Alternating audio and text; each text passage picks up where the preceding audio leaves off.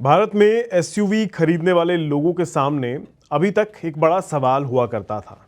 सवाल ये कि पेट्रोल लें, हाइब्रिड वाली गाड़ी लें या फिर पूरी तरह से इलेक्ट्रिक ही गाड़ी ले लें, क्या ठीक रहेगा। ये सवाल का जवाब अब जेएसडब्ल्यू मोटर ने दे दिया है। जेएसडब्ल्यू मोटर ने इस सवाल का जवाब पेश करते हुए एमजी हेक्टर टोमाहॉक नाम से एक इलेक्ट्रिक और प्लग इन हाइब्रिड यानी PHEV दोनों विकल्पों के साथ एक गाड़ी लॉन्च कर दी है। और सबसे दिलचस्प बात यह है कि PHEV मॉडल पेट्रोल इंजन और बैटरी दोनों का इस्तेमाल कर सकता है, यानी शहर में आप इसे इलेक्ट्रिक मोड पे चला सकते हैं और लंबी यात्रा पर पेट्रोल इंजन का बैकअप इसमें मौजूद रहेगा। तो सवाल है ये है, क्या MG हेक्टर टोमाहॉक भारत में एसयूवी बायर्स की पसंद बदल सकती है या नहीं। सबसे पहले बात करते हैं हेक्टर टोमाहॉक ईवी की। इसमें 69.2 किलोवाट की बैटरी दी गई है और कंपनी के मुताबिक इसकी क्लेम्ड रेंज 517 किलोमीटर तक बताई गई है। यानी अगर आपका डेली यूज शहर के अंदर है तो थियोरेटिकली एक फुल चार्ज पर कई दिनों तक आप कार चला सकते हैं। लेकिन असली गेम सिर्फ रेंज का इसमें नहीं है। MG ने इसमें बड़ा 15.6 इंच का touch screen infotainment system, 360 degree का camera, level 2 ADAS, panoramic sunroof और कनेक्टेड कार फीचर जैसे कई प्रीमियम फीचर इसमें ऐड किए हैं। यानी कंपनी सिर्फ इसे इलेक्ट्रिक एसयूवी नहीं कह रही है, बल्कि एक technologically heavy premium family SUV के तौर पर पोजीशन कर रही है। इसका दूसरा और शायद इसका सबसे ज़्यादा इंटरेस्टिंग वर्जन है PHEV यानी plug in hybrid electric vehicle. इसमें 1.5 लीटर पेट्रोल इंजन के साथ 20.5 किलोवाट की बैटरी दी गई है। कंपनी का दावा है कि ये कार बैटरी पावर पर 115 किलोमीटर से ज़्यादा चल सकती है और पेट्रोल के साथ इलेक्ट्रिक पावर को मिलाकर इसकी कुल क्लेम्ड रेंज 1100 किलोमीटर से ज़्यादा बताई जा रही है। मतलब अगर आपको रोज़ ऑफिस जाना है, बाज़ार जाना है या शहर में छोटी दूरी तय करनी है तो ये आप जो है इसके बैटरी चार्ज करके इलेक्ट्रिक मोड में भी चला सकते हैं इसे। लेकिन अगर वीकेंड पर दिल्ली से बाहर जयपुर वगैरह या दूसरे किसी शहर में लंबी यात्रा करनी है तो पेट्रोल इंजन आपको दमदार रेंज दे सकती है। लेकिन अगर ईवी ही इतनी रेंज दे रही है तो PHEV की क्या ज़रूरत थी। इसका जवाब है चार्जिंग का इंफ्रास्ट्रक्चर और लॉन्ग डिस्टेंस ट्रैवल। भारत में ईवी चार्जिंग नेटवर्क आप जानते ही हैं तेजी से बढ़ जरूर रहा है, लेकिन हर जगह चार्जिंग स्टेशन की सुविधा अभी भी पेट्रोल पंप जैसी आसानी से नहीं है। ऐसे में PHEV उन बायर्स को अट्रैक्ट कर सकता है जो इलेक्ट्रिक ड्राइविंग का फायदा चाहते हैं लेकिन लॉन्ग जर्नी पर बैटरी खत्म होने की चिंता नहीं करना चाहते। यानी ये ईवी और पेट्रोल के बीच एक तरह का मिडिल पाथ बन सकता है। अब आते हैं सबसे ज़रूरी सवाल पर, यानी कीमत कितनी होगी।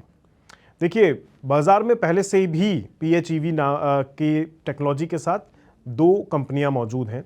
एक BMW की गाड़ी आती है और एक आती है वॉल्वो की। दोनों ही बहुत एक्सपेंसिव कार हैं, इसलिए कीमत यहाँ मायने रखती है। हेक्टर टोमाहॉक ईवी की इंट्रोडक्टरी एक्स शोरूम कीमत करीब 19,49,000 बताई जा रही है। मतलब 19.5 लाख में ये गाड़ी आपको मिल जाएगी। स्टार्टिंग प्राइस है एक शोरूम का। जबकि PHEV की कीमत करीब 25 लाख से 25.5 लाख रुपए के करीब है। एक शोरूम कीमत है ये भी। लेकिन MG ने यहाँ एक और इंटरेस्टिंग ऑप्शन दिया है। अगर ये भी आपको महंगा लग रहा है तो बैटरी एज अ सर्विस यानी बास, इसके तहत शुरुआती व्हीकल प्राइस कम हो जाता है, लेकिन बैटरी के लिए पर किलोमीटर रेंटल आपको देना होता है। ईवी में ये शुरुआती कीमत करीब 13.99 लाख से है शुरू होती है और PHEV में करीब 21.79 लाख से ये शुरू होती है कीमत। तो थोड़ी कम आपको अब यहाँ लग सकती है, जिसके ऊपर अगर आप देखें तो बैटरी यूजेस का अलग से चार्ज आपको देना पड़ सकता है। अब बायर के लिए सवाल ये है कि अपफ्रंट कॉस्ट कम करना बेहतर है या बैटरी को कार की कीमत में शामिल करके इसे खरीदना चाहिए। लेकिन MG के लिए ये लॉन्च काफ़ी इंपॉर्टेंट है क्योंकि इंडियन ऑटोमोबाइल मार्केट तेज़ी से बदल रहा है। कुछ साल पहले एसयूवी बायर्स के लिए बेसिकली मुख्य जो विकल्प, मुख्य जो ऑप्शंस होते थे वो पेट्रोल और डीजल हुआ करते थे एसयूवी के अंदर खासकर। फिर CNG आई, इसके बाद स्ट्रॉन्ग हाइब्रिड और अब ईवी के साथ PHEV जैसे विकल्प सामने हैं। यानी ऑप्शंस की भरमार है। कंज्यूमर्स की चॉइसेस बढ़ रही हैं और कार कंपनीज के लिए चैलेंज भी इसके साथ साथ बढ़ते जा रहे हैं।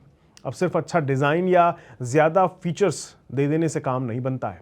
कंपनियों को ये समझना होगा कि अलग अलग ग्राहक अपनी डेली ड्राइविंग और बजट के हिसाब से किस पावर ट्रेन को चुनना ज़्यादा पसंद कर रहे हैं। और यहाँ एक बड़ा सवाल PHEV की प्रैक्टिकलिटी का भी है। अगर कोई ग्राहक इसे खरीदता है लेकिन इसे रेगुलर चार्ज ही नहीं करता, तो क्या PHEV का पूरा फ़ायदा वो ले पाएगा? क्योंकि PHEV का सबसे बड़ा फ़ायदा तभी है जब आप बैटरी को चार्ज करके डेली ड्राइविंग में इलेक्ट्रिक मोड का भी इस्तेमाल करें। अगर बैटरी चार्जिंग की आदत ही नहीं बनी और ज़्यादातर समय आप पेट्रोल इंजन पर ही गाड़ी चलाते रहे, तो इसका पूरा पोटेंशियल इस्तेमाल ही कभी नहीं कर पाएंगे। इसलिए ये टेक्नोलॉजी उन लोगों के लिए ज़्यादा इंटरेस्टिंग हो सकती है जिनके पास घर या ऑफिस पर चार्जिंग की सुविधा मौजूद हो और जिनकी डेली ड्राइविंग रिलेटिवली प्रिडिक्टेबल हो। मतलब उन्हें मालूम हो कि उन्हें कितना चलना है और उनको कितनी ज़रूरत है, उनकी गाड़ी की कितनी वो यूज़ करने वाले हैं। तो अब आखिरी सवाल, क्या AMG की हेक्टर टोमाहॉक भारत में EV और हाइब्रिड की लड़ाई को बदल सकती है? ये सोचने वाली बात है, क्योंकि ये इस प्राइस रेंज में गाड़ी इंटरेस्टिंग तो है, लेकिन कितनों को पसंद आती है, कितनों की रेंज में आती है, कितनों के लिए कंपैटिबल है, ये बड़ा सवाल बनता है। शायद अभी ये कहना थोड़ा जल्दबाजी होगा कि ये कितनी बेहतर है कितनी नहीं, लेकिन एक बात साफ है कि AMG ने भारतीय SUV मार्केट में एक नया एक्सपेरिमेंट ज़रूर शुरू कर दिया है। एक तरफ 517 किलोमीटर क्लेम्ड रेंज वाली EV, दूसरी तरफ 1100 किलोमीटर से ज़्यादा का क्लेम्ड कंबाइंड रेंज वाला PHEV और ऊपर से बास का ऑप्शन भी। यानी अब ग्राहक के सामने सिर्फ पेट्रोल या EV वाला सवाल नहीं रह जाएगा। सवाल यह है कि आपकी ड्राइविंग के लिए कौन सा पावर ट्रेन आपको सही लगेगा या कौन सा आपको सही तौर पे चुनना होगा, पेट्रोल, हाइब्रिड, EV या फिर प्लग इन हाइब्रिड।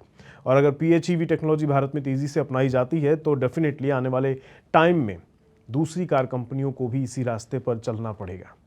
आपको ये कार कैसी लग रही है कमेंट बॉक्स में ज़रूर बताइएगा। मैं मिलूंगा आपसे अगली वीडियो में। दीजिए इजाज़त, नमस्कार।